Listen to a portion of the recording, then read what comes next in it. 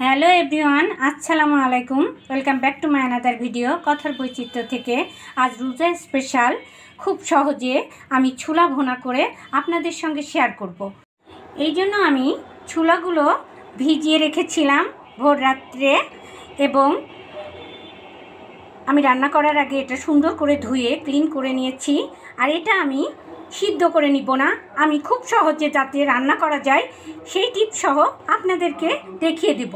আমি বলেছি আমি ছোলাগুলো সিদ্ধ করে নিব না, অনেকে হয়তো সিদ্ধ করে নেয়, কিন্তু আমি সিদ্ধ করে নিব না। আমি এটা কষিয়ে শর্ট টাইমে রান্না করে আপনাদের সঙ্গে শেয়ার করব। এই জন্য আমি কড়াইয়ে তেল দিয়ে দিয়েছি। এই জন্য আমি দিয়ে দিব কিছুটা পেঁয়াজ কুচি এবং রসুন কুচি আর কাঁচা মরিচ, একটু সামান্য ভেজে নিয়েছি। এখন দিয়ে দিব তেজপাতা, ডাল এবং এলাচ, এবং সেই সঙ্গে আমি দিব আদা এবং রসুন বাটা 2 চামচ। এখন আমি ছোলাটা এই মশলার ভিতরে কষিয়ে নিব, সুন্দর করে কষিয়ে নিব। গুঁড়া মশলা নিয়েছি ধনের গুঁড়া, জিরের গুঁড়া এবং ঝালের গুঁড়া, হলুদের গুঁড়া এবং লবণ। এগুলো আমি একটু পানি দিয়ে মিশিয়ে নিব।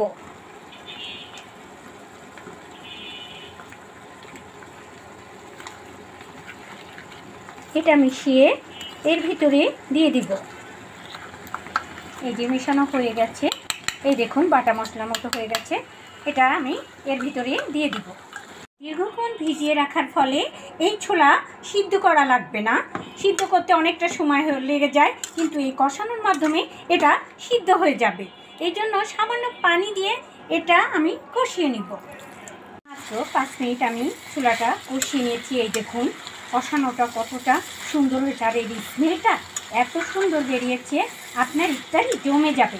একবার আমার মতো করে ট্রাই করুন। আর এই পথে আমি দিয়ে দিব আর একটু পানি। আর এখানে আমি গাইজ পরবর্তীতে আপনাদেরকে আমি শুধু ছোলা ভুনা করে রেসিপি দিব, কিন্তু আজকে আমি একটা আলু কিউব করে কেটে এর ভিতরে দিয়ে দিই। ছোলার ভিতরে আলু দিলে এর টেস্টটা দ্বিগুণ হয়ে যায় আর খেতেও দারুণ লাগে। এখন আমি পানি দিয়ে দিব, পানিটা দিয়ে এটা রান্না করে নিব। ছোলাটা প্রায় হয়ে এসেছে। খুব অল্প সময়ে অল্প মশলা দিয়ে এই মজাদার রেসিপিটা রোজার দিনে তৈরি করুন, না খেলে বুঝতেই পারবেন না এর টেস্টটা কত সুন্দর। এ পর্যায়ে আমি দিয়ে দিব গুঁড়া, জিরের গুঁড়া হাফ স্পুন। ছোলা নিয়েছিলাম 150 গ্রাম এবং একটা বড় সাইজের আলু নিয়েছি। এ পর্যায়ে আমার ছোলাটা হয়ে গেছে, আমি নামিয়ে ফেলবো।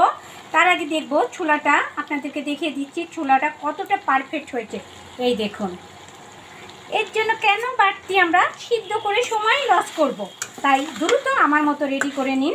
এখন আমি এটা নামিয়ে পরিবেশন করে আপনাদের সামনে যাই। আমাদের ইফতারিতে ছোলা ছাড়া আমাদের ইফতারি হয়ই না। আমরা ছোলাটা এত পছন্দ করি, আর ইফতারিতে ছোলা না থাকবে না, এটা কি হয়? তাই দ্রুত আমার মতো এই রেসিপিটা ট্রাই করুন।